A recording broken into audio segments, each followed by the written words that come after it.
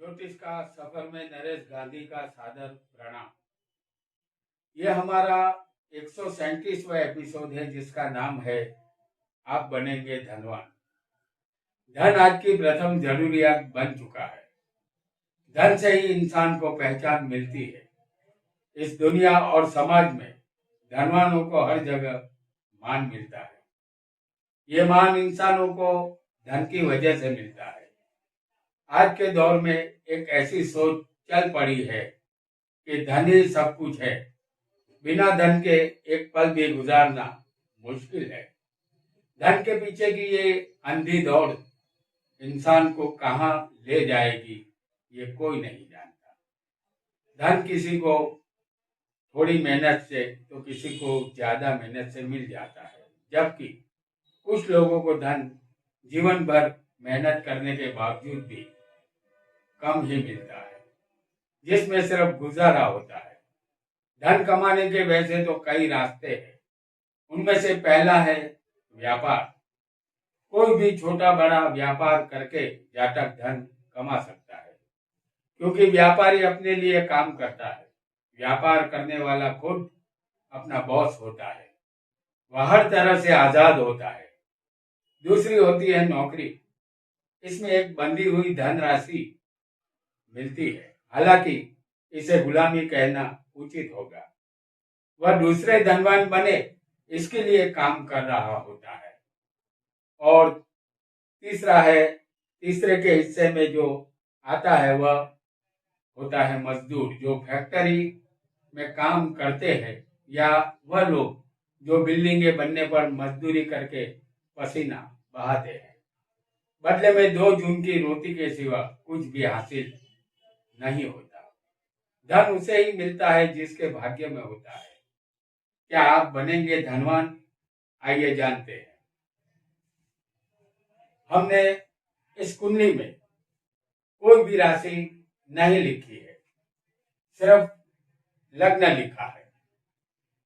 जहां जरूरत होगी हम राशि बताएंगे। कुंडली में दूसरे स्थान को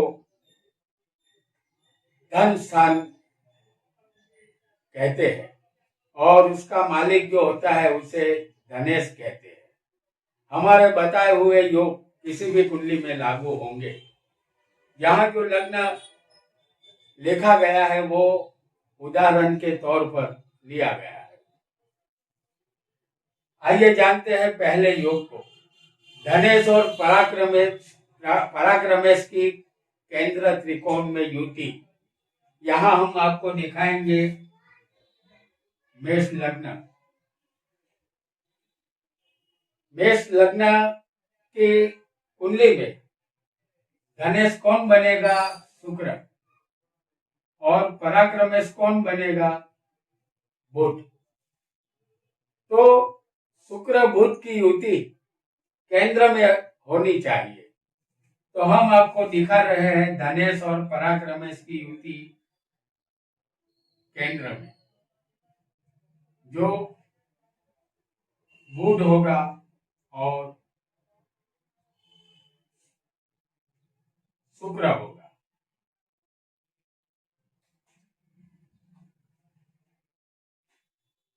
धनेश और पराक्रमेश की युति 10वें स्थान में।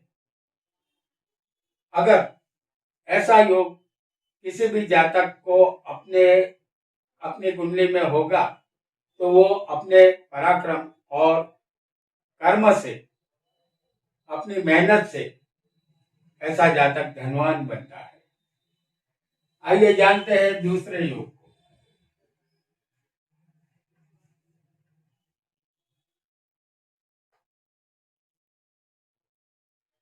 धनेश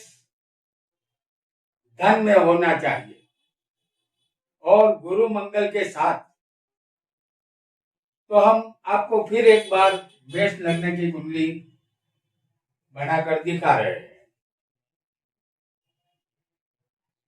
धनेश यानी कि यहाँ पर वृषभ राशि आएगी, उसे धनेश कहते हैं। वो धन में होना चाहिए और गुरु मंगल के साथ।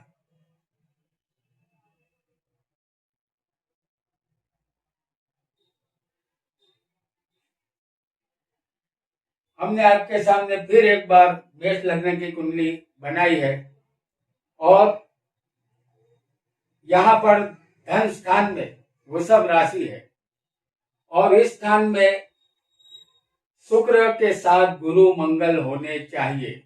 अगर इनकी युति यहाँ पर होगी और धन का मालिक धन में ही हो तो जातक को धन हमेशा मिलता रहेगा। ये धनेश और भाग्येश की और लग्नेश की युति कही जाएगी। जैसे भाग्य में कौन सी राशि आएगी? गुरु की। और लग्नेश यहाँ कौन होता है? मंगल। और धनेश कौन है? शुक्र है। इन तीनों की युति धन स्थान में जातक को भाग्यशाली बनाती है। जातक जरूर धनवान बनता है, ऐसा हमें मानना होगा। आइए आगे बढ़ते हैं और जानते हैं एक नई युति को जो जातक को धनवान बनाती है। धनेश बलवान 9वें 10वें और 11वें हो। जैसे धन का मालिक बलवान होना चाहिए 9वें 10वें और 11वें। तो यहाँ हम आपको धनु लग्न की कुंडली दिखा रहे हैं। तो धनेश कौन बनेगा? शनि, जो 9 में होना चाहिए, 10 में होना चाहिए और 11वें होना चाहिए। तो 11वें यहाँ पर तुला राशि आएगी और उसमें होगा शनि। तो ये लग्न धनु का है। यहाँ धनेश शनि बनता है जो लाभ में बैठा है उच्च का। तो धन का मालिक अगर लाभ में उच्च का बैठा होगा तो ऐसे जातक को सदा धन लाभ होता है और धन की कमी नहीं रहती है। जातक धनवान बनता है। आइए जानते हैं एक नए योग को।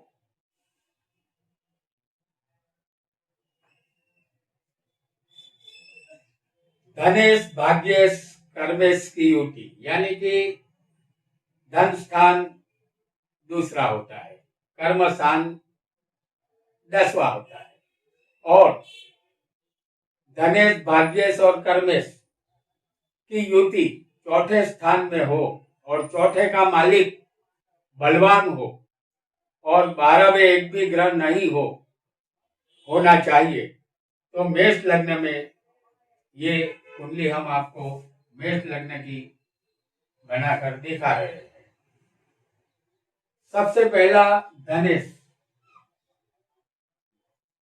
उसके बाद आएगा भाग्येश,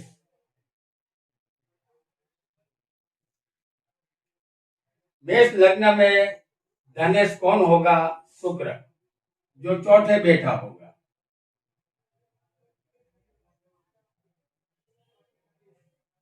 मेष लग्न में चौथे धनेश बैठा है, होना चाहिए।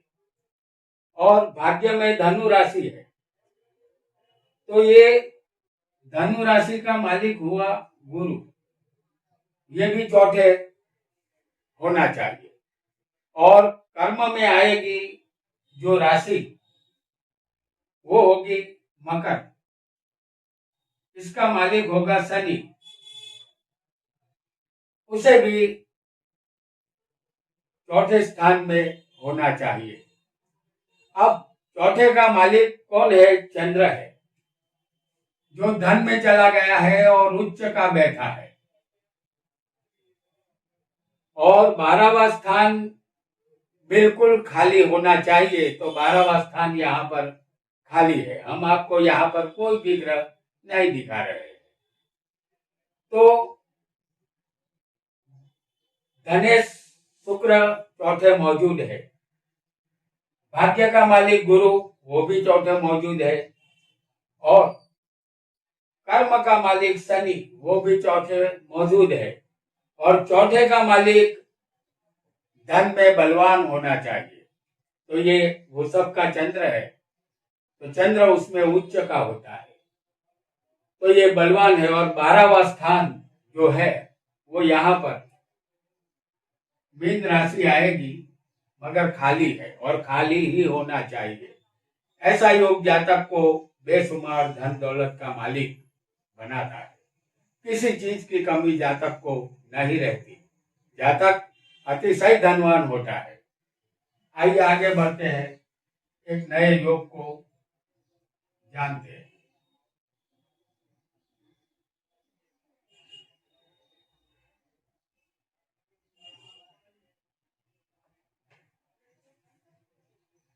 धनेश और लाभेश 11वें और 9वें गुरु हो, जैसे हम आपको दिखा रहे हैं। फिर एक बार मेष लग्न की कुंडली, तो यहाँ पर धनेश कौन बनेगा? शुक्र। और लाभेश यहाँ पर आएगा शनि। तो इन दोनों की युति, धनेश और लाभेश की युति 11वें स्थान में होनी चाहिए। तो धनेश कौन है? शुक्र है। और लाभेश है शनि। इन दोनों की युति 11वें स्थान में होनी चाहिए। और गुरु यहाँ पर बैठा होगा खुद की राशि में, भाग्य में, यानी कि भाग्य का मालिक गुरु भाग्य में है। और धनेश और लाभेश की युति 11वें स्थान में है। ऐसा योग भी अगर जब किसी जातक को बनेगा तो जातक को 5 में पूछे जाने वाला धनवान बनाता है। ऐसा जातक कई रास्तों से धन प्राप्ति करता है।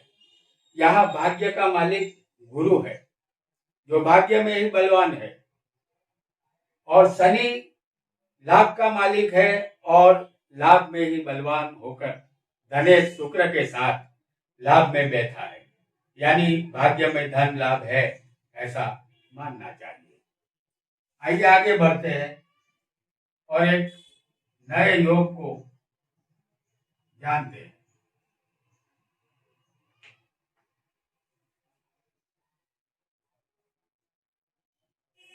धनेश शनि 11वें उच्च हो और गुरु स्वग्रही हो, यहां होगा धनु लग्न। तो यहां बनेगा, यहां मकर राशि आएगी तो धनेश बनेगा शनि। और 11वें तुला राशि में उच्च का शनि होगा।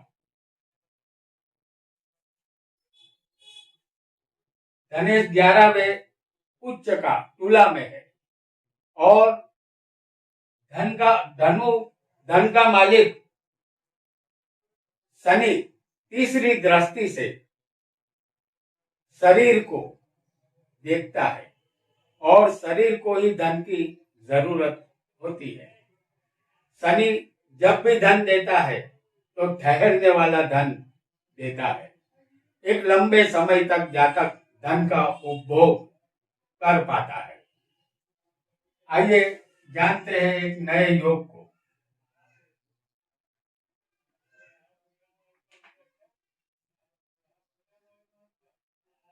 धनेश पंचमेश और लाभेश की युति धन स्थान में हो, जैसे हम यहाँ पर मिथुन लग्न की कुंडली बनाकर आपको दिखा रहे हैं। तो धनेश कौन होता है? चंद्र। और धन में यहाँ पर जो राशि आएगी 4, 5, 6, 7,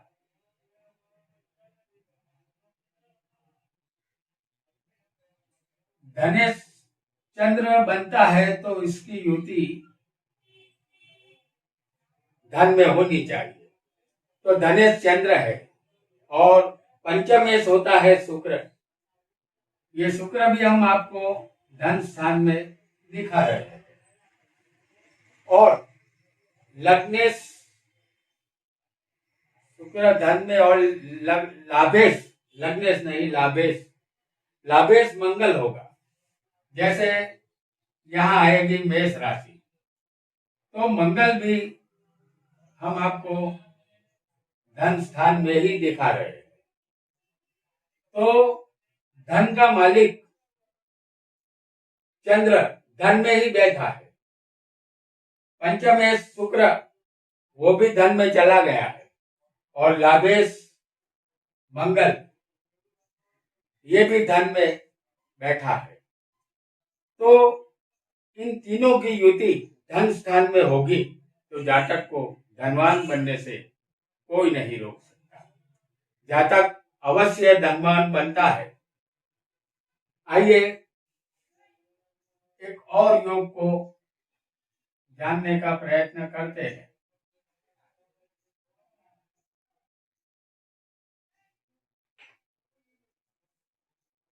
धनेश और चौथे का मालिक दोनों चौथे होने चाहिए, और उसे एक शुभ ग्रह देखता हो। जैसे हम आपको बता रहे हैं मेष लग्न, फिर एक बार मेष लग्न में धनेश होगा शुक्र। जैसे फिर एक बार यहाँ वृषभ राशि आएगी तो धनेश शुक्र होगा, और उसे हम आपको दिखाते हैं चौथे स्थान में, जहां पर कर्क राशि मौजूद होगी। तो धनेश शुक्र है जो चौथे बैठा है, और चौथे का मालिक चंद्र है, वह भी चौथे ही बैठा है स्वग्रही होकर। और इन दोनों को एक शुभ ग्रह देखना चाहिए। तो यहाँ पर जो राशि 10वें स्थान में आएगी वहां गुरु होगा। गुरु की दृष्टि शुक्र चंद्र पर आ रही है, तो गुरु 10वें बैठकर चंद्र शुक्र को देखता है। अगर ऐसा योग कुंडली में बनेगा तो जातक कहीं से अचानक धन उसे मिलता है और वह धनवान बन जाता है। तो दोस्तों, आज हमने धनवान बनने के योग कुंडली में कैसे बनते हैं ये जाना। अगर इनमें से एक भी योग आपकी कुंडली में बना होगा तो यकीन जानिए आप बनेंगे धनवान। आज के लिए इतना ही।